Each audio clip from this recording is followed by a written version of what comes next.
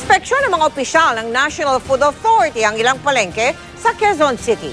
Nais nilang tiyakin kung ibinebenta ng maayos ang bagong NFA well-milled rice sa halagang 32 piso. Mas mura at mas maganda raw ang bigas na ito na kayang tumapat sa kalidad ng commercial rice. Nakatutok si JP Soriano. Unang binisita ng NFA ang Commonwealth Market kaninang umaga. Inalam nila kung maayos ibinebenta ang mga kalalabas lang na NFA well-milled rice at kung nabebenta nga ito sa 32 pesos kada kilo. Ang well-milled rice daw ang pantapat ng NFA sa ilang commercial rice na ibinebenta na ngayon sa 33 pesos hanggang 34 pesos kada kilo. So mas mura po, mas maganda ay kasing ganda. Pero ang tingin ko po mas maganda eh. Mailan kasing pinipili pa rin ng commercial rice. Kasi yung mga anak namin minsan, pag hindi ganong masarap yung bigas, hindi ganong kumakain.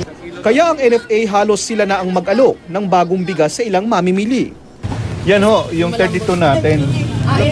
Oo, wala nang yan local rice natin yan, hindi yan imported. Sinundan namin ng isang mamimili mula sa pagbili niya ng ilang kilo ng NFA rice hanggang sa pagsaing at pagtikim nito. At ang hatol ng mga nakatikim sa kanin. Anong lasa niya? Harap. Hindi po siya lasang NFA. Sa aming pag-iikot sa ilang palengke sa Quezon City, ayon sa ilang rice retailer, muli na namang tumaas ng piso ang presyo ng ilang uri ng bigas. Sobrang taas. Halos everyday yata tumataas ang bigas. Nako. Dati-dati, tingnan nyo, ang pinakamababa namin is 33. Ang isang uri ng sinandoming nasa 40 pesos kada kilo na raw sa Commonwealth Market kumpara sa 38 pesos noong isang linggo.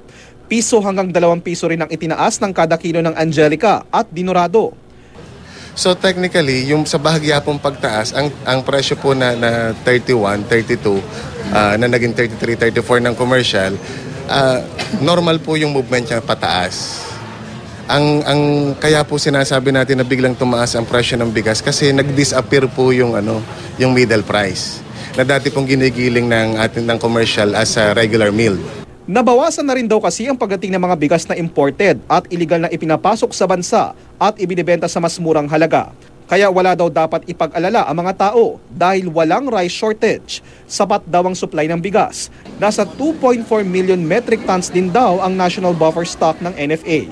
Pero meron pa rin daw importation mula Vietnam na 187,000 metric tons dahil sa kasunduan ng bansa sa World Trade Organization Agreement. Garantiya ng NFA, legal at dumaan sa lahat ng tamang proseso ang importation.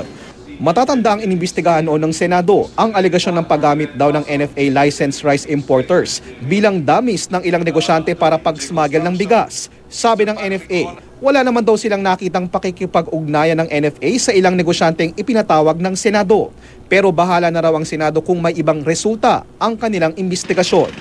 JP Soriano, nakatutok, 24 oras.